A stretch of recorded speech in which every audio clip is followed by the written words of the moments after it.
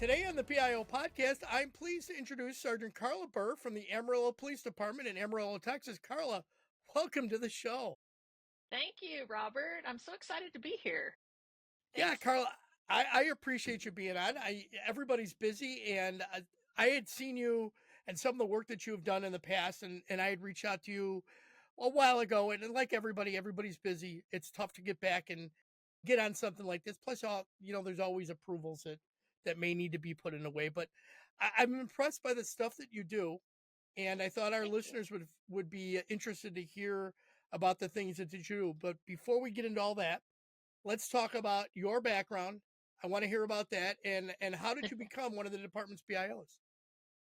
Well, I grew up in a small town in Kansas, Liberal, if anybody knows where that is. It's not really, it's a tiny town, but anyway, but I've lived in Amarillo most of my life, went to college here. I actually studied mass communications, and then in college I was not very good at it, but if you get the homework done, you get a passing grade. So decided that I needed to find a real job, but didn't know what that was, kind of just flopping around. And then I ended up working in dispatch for the police department and got to know some officers, decided I could do that, and just kind of fell into law enforcement.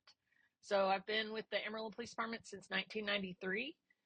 I did 3 years as a dispatcher, and then the last 28 years as a police officer. And I've been all over the department. I was a school liaison, patrol, FTO, detective, supervisor, dispatch supervisor, worked in the academy, and I've also been a negotiator, and I'm on our peer support team, and I help with the fitness programming. So you've seen it all, pretty much. Whatever I can do. I like being challenged. I'm not good just sitting in one place. And so I just really enjoy, if there's an opportunity I can try it, let's try it. Absolutely, that's awesome. All right, so let's talk about the background for people that don't know about Amarillo. How many sworn? How many professional staff are there? And then also, what's the population of Amarillo currently, if you know it? We're just over 200,000, maybe like 204. We haven't, I think that's what we were at the latest census. And we're about 35 to 40 officers short, with 344 sworn officers and 77 professional staff. Wow. Okay. That's it's still a decent size. Although God, 34 short, that's tough. So let's jump back to this. You're in a crime prevention unit, correct? That's where you're based out of? Yeah, so, well, now it's actually called the Public Information Office. When I first Okay. joined the unit, it was called the Crime Prevention Unit, Okay. and the PIO side was kind of an afterthought. But we had Chief Drain, he was from Plano, and he's back in Plano, and he was a lot more familiar with the PIO stuff with being down in the Dallas area. And so he changed the makeup of our unit and officially named us the Public Information Office, and kind of changed a lot of our directives when he was here, which was when I first got in this unit. And so we still do crime prevention in our unit as well. But yeah, we're officially called the Public Information Office now. Awesome. And how is the unit staffed? There are two PIOs, and we have our two Crime Stoppers guys, and then one professional staff. 5 people. That's still not a bad size department, or I should say unit for public information. I mean, it's the No, fact yeah, that you have two PIOs is nice, because you're not always on call 24/7, which yeah, is always yes, nice. I'm familiar and not familiar with that. I've done both, and I tell you, it's tough when you've had a long day and you get called out at 3 a.m. and yeah, there's yeah, nobody to back you up. yeah. And So you one of my Crime Stoppers guys, he helps out when, like, me and Carmela, my other PIO, when both of us have something going on or somebody's sick, he'll fill in so we can even have a backup. okay? And so you've been a PIO for a while. You came up, and it's real similar to the way I did. I was an SRO. I was a crime prevention officer. I was a patrol sergeant. I did it all, similar to what you did. Were you always such an engaging person? I've always enjoyed, I guess so. I mean, my mom and dad don't know a stranger, neither one of them. And they kind of taught my sister and I that way, and my brothers. So, and when I first started as an officer, I learned really quickly from the FTOs I had that you got a lot more by talking to people. It was a lot easier to talk people into the back of a patrol car than it was to fight them into the back of a patrol car. And so it just kind of became my thing. And then I learned about, I actually became friends of the PIO that was in here way back in the day. And I thought that kind of sounds like an interesting job, but never thought it would ever end up where I would be here. And then the time I spent as a school liaison officer, that was probably one of my some of my most favorite times. And I felt like, I don't know how you felt, but it was kind of like being the sheriff of a small town. You don't just do police work, you do everything when you're Oh yeah. there. Yep. Yeah, I did so more work. I did more work yeah, as an SRO than I ever remember doing in anything else yeah, because it yeah, literally, you walked in the door and then by the time you left, and you were always late leaving yeah, because something else yeah. came up. Yeah. So yeah, I just enjoy talking to people. I feel like if you can give them the information, they're a lot better off than telling them, just here, I'm going to do this for you or whatever. I I don't know. Yeah. So that's why I really enjoy it. I get it. And it's interesting because most cops don't like talking to the media, but you thought, hey, the PIO job might be something that might be interesting. So that says a lot about you. Well, yeah, it has been. I mean, when I first started it again, or when I heard about it, it was crime prevention, and I liked that side of it as well. But yeah, because of my background in college, that helped me not be as scared of the media. What was your college background like? I did radio, television, and film, and so Okay. I learned how to use a camera. I was on a radio station. I actually was on a radio station when I first got out of college, and I was terrible at it, but I was on there. I did just kind of the backup stuff and wrote some news stories. But so I think that helped me a lot as well. Yeah, I'm sure that did set you up for that. All right, so you also manage the department's social media as well. What platforms do you guys currently use? Well, Facebook is our biggest one. That's where we get the most response from our community. It's where people are the most active. But we also have X, and we use Nixle to send out alerts. And we have a YouTube channel. We don't use it a lot. I'm working on trying to figure out how we want to do better with that. And then we have a podcast. So we have some other units within our department that are on Instagram, but I haven't branched out to that yet just because I don't see where it's been that effective for them. So I don't want to add to our plates until we know it's going to be something that works here in this part of the country. I mean, I'm on it all the time personally, but haven't seen it be that great for other law enforcement in this area. So And it's a mixed bag because it's a Instagram is one of those things you have to post to a lot. It's very similar in setup like TikTok, a little different, but very similar to it. And you really have to have kind of a plan for what you want to do, and that can be that hurts you if you don't, and it hurts you if you do. So it's kind of mm-hmm, a mixed bag. mm-hmm. Do you plan on adding anything else?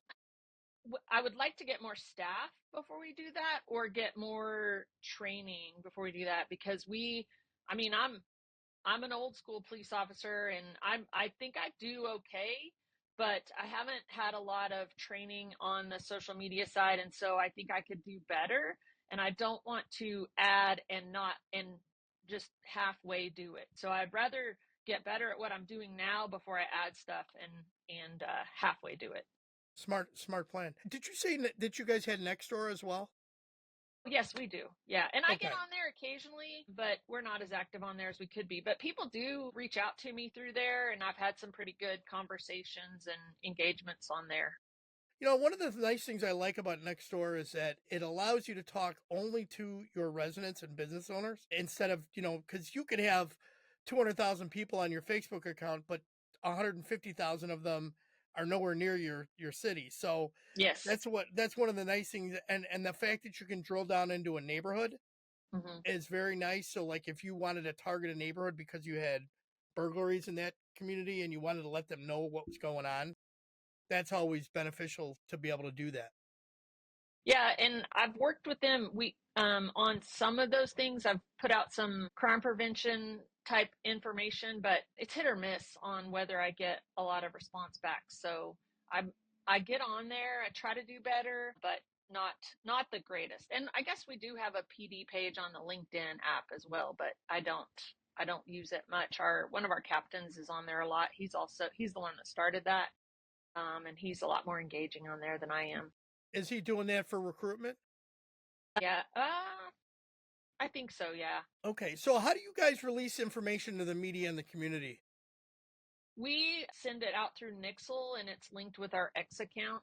And then, depending on what it is, like when we have lost people or missing people, we put that directly onto our Facebook account.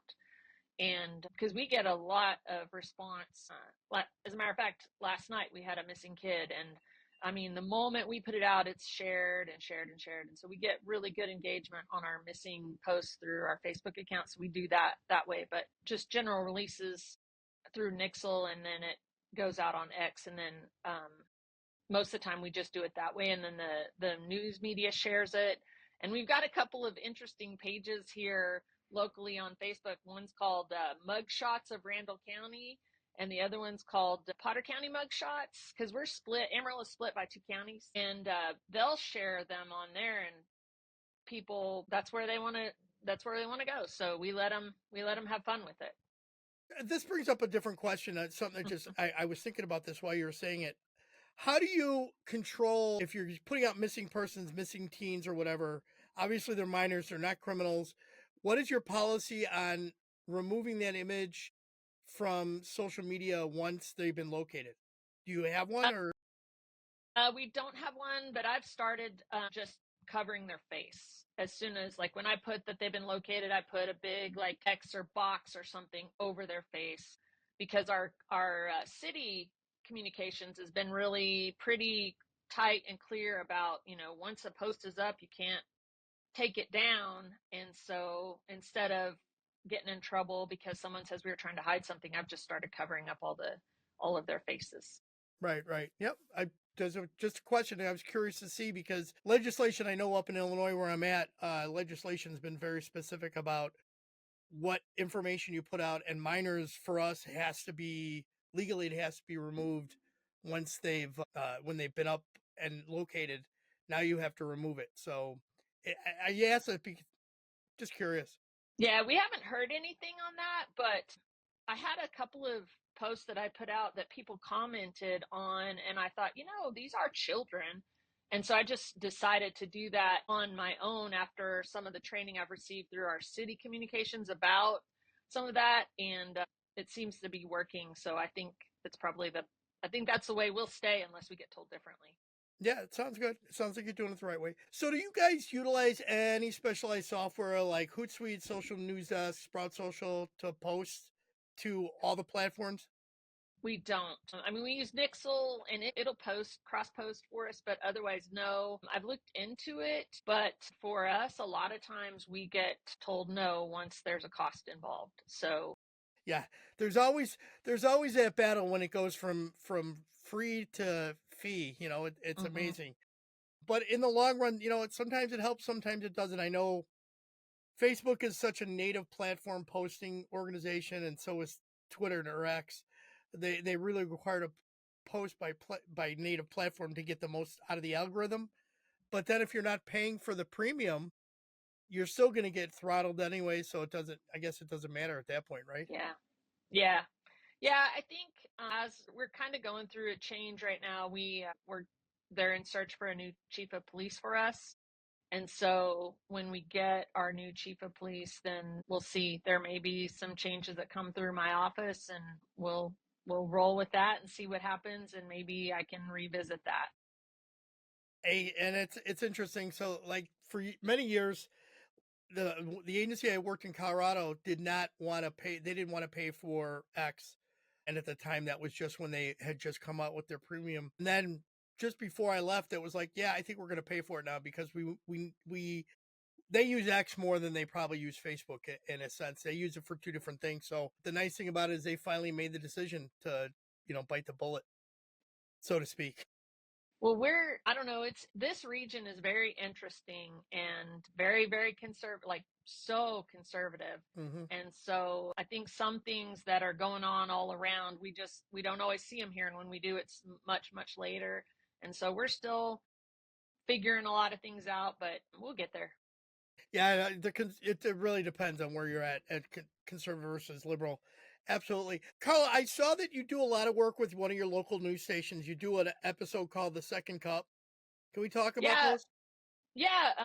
Allie Allison is the main anchor on there. She's the sweetest lady, and I used to get on there about every 2 weeks, and then I was on there once a month. I haven't been on in a while because they we had some really big fires, and anytime there's weather in this part of the country, it doesn't matter what else is going on. Weather is the number one thing. And so I need to get back on there. But yeah, it was going on there, and just we would pick a topic and have a whole segment and talk about it, and it was kind of to just you know get some crime prevention information out there, be more engaging with the community. It was a lot of fun, and she's really easy to banter back and forth with. So I really enjoyed that. I need to get that going again, actually. I just thought it was an interesting, a lot of departments forget to work with their news channels in that Hmm. way, and they're looking for content too. So I think it's a great way, an opportunity for agencies to do it. So when I saw that you were doing that, I'm like, that's pretty nice. Nice job. Yeah, it was fun. I mean, two of our the three main networks, they're locally owned, and they do a lot.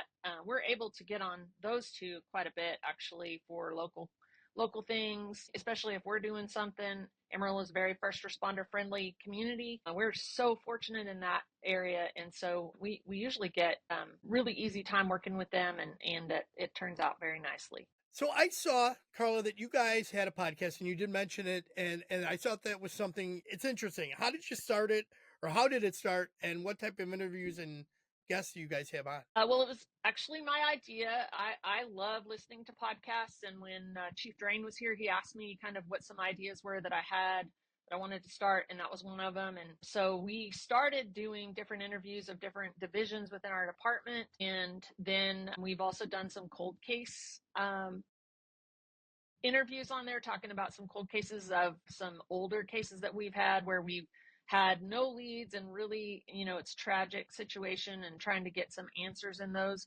And then we've kind of been on a hiatus lately because the room we were using here in the department, we got moved, and we don't really have a very good space. So it's kind of on hold, but we're looking at just, my next thing I want to do is start working with some organizations here within the community that work with us, and talk about how we work together and what things that we can do, and just kind of get that information out there about how those groups and the Amarillo Police Department work together and inform the community, and maybe also work on crime prevention things that way, getting people information on how they can better protect themselves.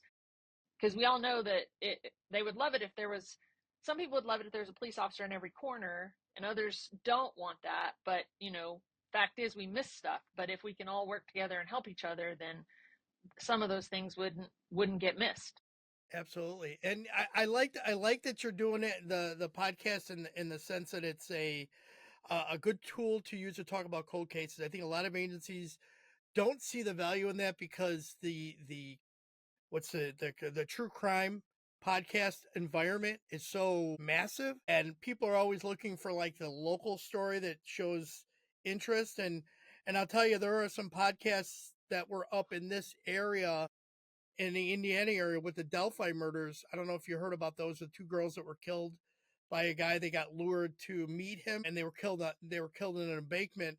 But part of the information that drove a lot of the clues were based on that one of the podcasts covering it so extensively. So I there is value in using it for cold cases.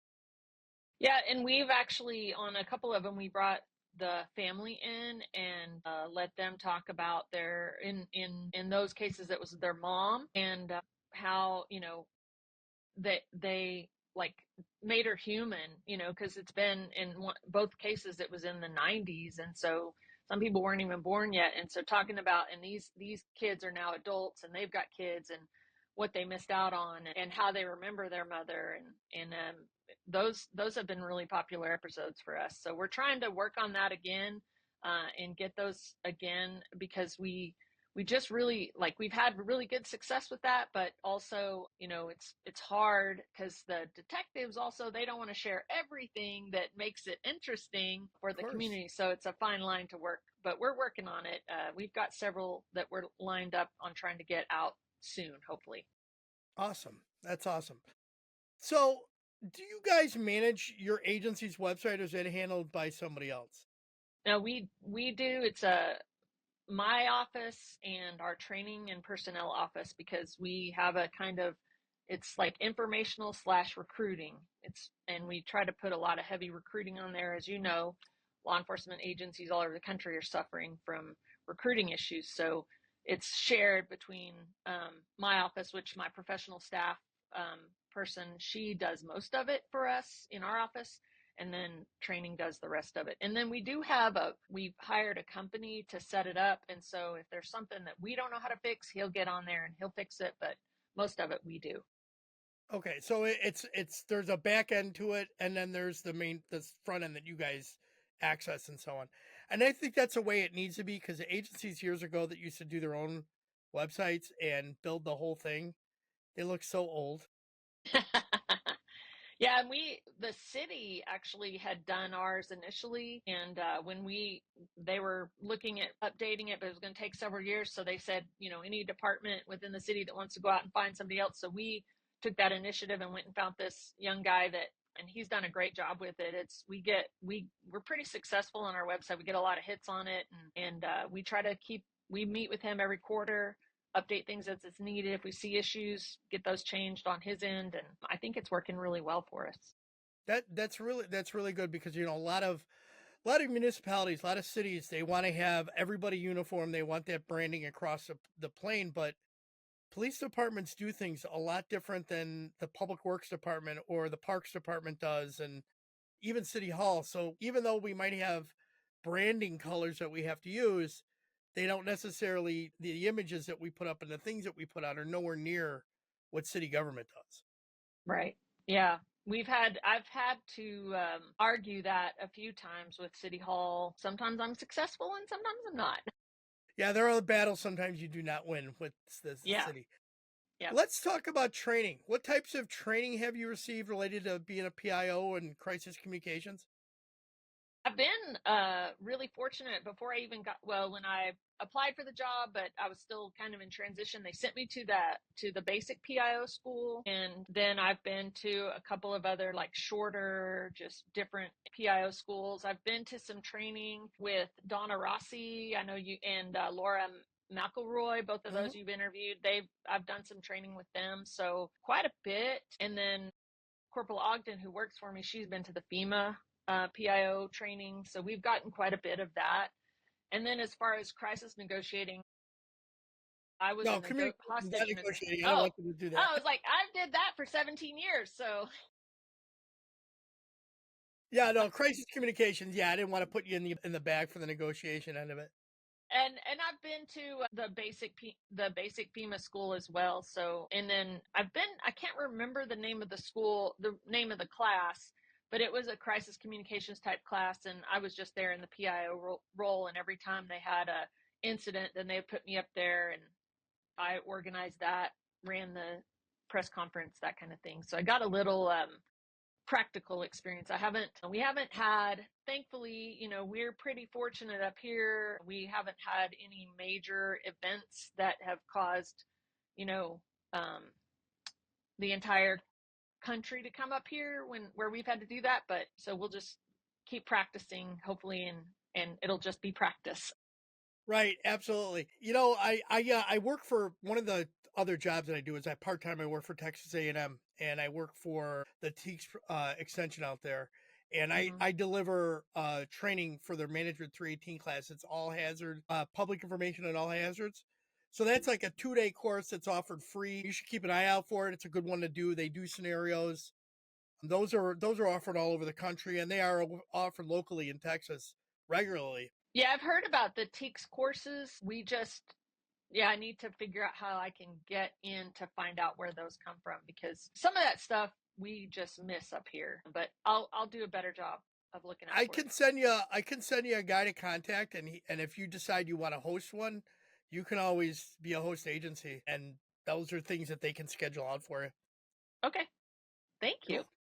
Cool. No problem. All right, so let's talk about social media policy. Does the department have a social media policy related to the use of social media and then off-duty use of social media? Yes, we do. It's basically the standard policy that you see everywhere else, just has to be related to the department. For our policy, we have to make sure that that it's truthful, that we have to watch out for using images that might be copyright, make sure that we're not violating anybody's rights, those kinds of things. And then for personal use, basically said, I was reading over it the other day, and it just basically says, remember that you work for a police department. Anything that you put out there reflects the police department. And if it can reflect the police department in a negative manner, then you could be in trouble for it. So, Yeah, yeah, but yep. It's kind amazing of the how people. standard that you see everywhere. Yep, yep. And it's amazing how people still don't understand that sometimes, where they Yep. let their personal politics or their personal beliefs or, their whatever comes into play, and boy, they don't get it. Yep. It's bitten a few of our people a few times. All right, so what are your thoughts on the use of artificial intelligence, and have you utilized any AI in any of the work you do? I use Chat GPT quite a bit, actually. I like it.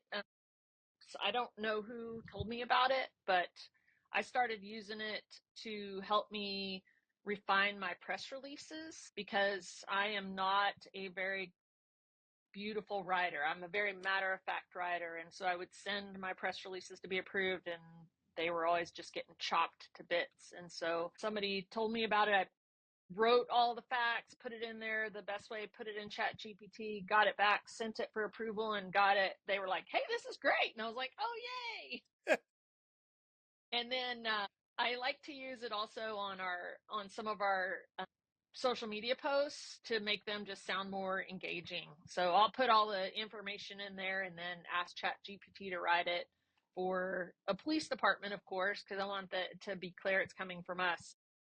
But I've had really good luck with it. I seem to get more engagement since I've started using that for our stuff. Awesome. Yeah, no, it's a good. There definitely are things that will help you do. The only thing that I always worry about is people that are doing it to generate images that aren't necessarily true and real, and Yeah, that's where you have to just say these images were generated by AI to give it yeah. that attribution. We But haven't used it for any images. I use Canva and create anything that we need, or I use picture. We try to take pictures at everything that we do, and I try to use all the effects from my phone to make those enhanced. But yeah, because I don't know, the AI stuff with the images kind of freaks me out a little bit. So I'm it not ready to delve into that myself. it does, and the stuff that you can get out of it for free is not always as good as the paid stuff, and there's always like six fingers, and the words they're never right. But yeah, all right. So let's talk about your goals for your communications career. Do you want to take any other specialized training? I mean, I was about to go to the executive communicator class down in Dallas in a couple of weeks, but not enough enrollment, so they canceled it. Yeah, I mean, I would love to I'm always looking for more of that. I would love to be better at my job anytime I get the opportunity, so I will look for some of those TEACS classes. Um, but, I have probably only three more years in law enforcement unless something happens and it's just like I've got to stay because it's been a long time, and I love it and I still love it, but I also want to be able to have some free time and enjoy my life while I'm still young enough to be able to do all the things. Although I'm also one of those people, like, I'm as young as I want to be and I stay fit, and so hopefully I'll be 90 and still running around like I was, like I am right now. But Well, I retired at 53 after 27 years on the job, and I didn't work for 6 months because I was taking care of my wife because she had some cancer scare. She comes mm-hmm. out of it, and I go, okay, what am I going to do? And I went right back to work again. So yeah, and I'm still working part time even though I'm retired, because hey, we have we have Yeah. skill sets that we can share and get paid for it. Why not? Yeah, and I know that once I retire from full-time law enforcement, I won't retire. I can't do that. I work all the time now. So, and I volunteer in several local organizations. So I will have something going on. And maybe, I mean, I started the podcast for the police department because I'm interested in those. I really am trying to figure out maybe starting my own podcast. I just don't want to waste people's time or my own. So I've still got to figure that out. But that's something I've thought about doing. Um, I love listening to them, watching them. So maybe I can find a niche out there as well. They're out there. Everybody's got an opportunity there with a podcast. Oh yeah, trust me. Carla, is there a question I should have asked, and if so, how would you have answered it? I thought about this when you sent me these questions, and I was like, oh, I gotta think about. I don't know.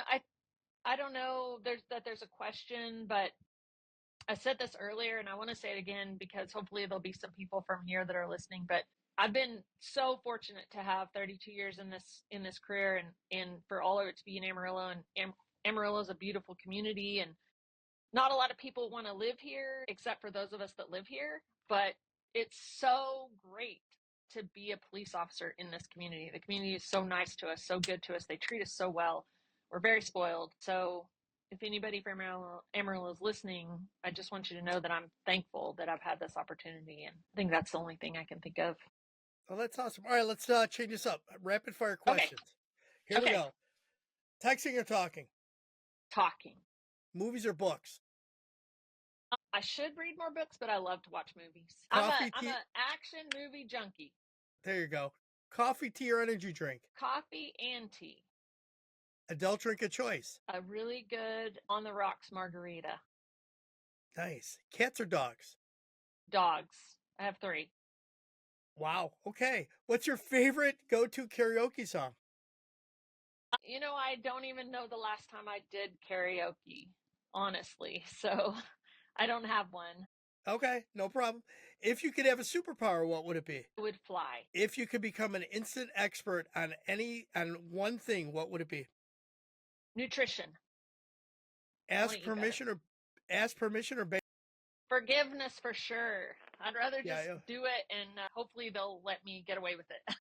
Yep, PIOA. What place would you most like to travel to? I don't. I think I want to do the 13 colonies because I've been to several countries. I was in Morocco last year actually. Nice. So, I think I want to travel more in the US. Yeah, See there's the a lot to country see that we here. live in. Yeah. Yeah, there's a lot here. What's your favorite way to relax after a long day? I like to light a fire in my fire pit and sometimes have a glass of wine or even just a cup of iced tea and watch the sunset. Well, those are always nice. If you could choose to have coffee with any historical figure, who would it be? Living or dead? Jesus. Huh? Interesting. Yeah, I said living or dead. Jesus. Interesting. Yeah, that's a Yeah. great one. That Yeah. would be a conversation that would go on for a long time. Yeah. Yeah. I've got all these, we won't ask him when we're in heaven, but now while we're human, I have so many questions that I would love to ask him just because I just want to know. So, Yeah, absolutely. All right, final thoughts, Carla. What key points would you like the listeners to take from the interview today? oh, this one's hard. I think just, be yourself, if you're a law enforcement officer, find something that you love and get good at it, stay good at it, take pride in it. If you're not, then whatever that is, enjoy it, be yourself, and I mean, do it because you love it, because it's a long time to do whatever your career is. So find something you love if you're fortunate enough to do that, which I have been. Nice. As we wrap this up, do you have a motto or a piece of wisdom you'd like to share? Be kind. That's a good I one. want people to be kind to each other. That is We a aren't really that good way one. enough in this day and age. It feels like everybody's angry and just want to keyboard warrior it. So let's all be kind. Totally agree with you on that. That's a great one. How can people best reach you if they want to learn about anything that we've talked about, or they want to follow up and maybe get a job in Amarillo? So my email is the best way, Carla, Carla.Burr, Burr at amarillo.gov. And they can also, I've got a work phone number, Don't give it up. 806. Don't give that up. No, you don't want to get Okay. those phone calls. The email's fine. You can filter that better. We'll just do the Yeah. email. Yeah, better for you in the long run there. Or our amarillopolice.org is our website, and my email's on there as well, so they can And I reach will me through add that. that. I'll add all that in the show notes. Thank you. Carla, Okay, thanks for being on the awesome. show. Yeah, thank you, Robert. It was fun. I was a little nervous, but I had a really good time. You're super easy to talk to, so thank you so much for inviting me on here. Hope someone enjoys it. I did. I'm sure they will. It's been my pleasure. Thank you.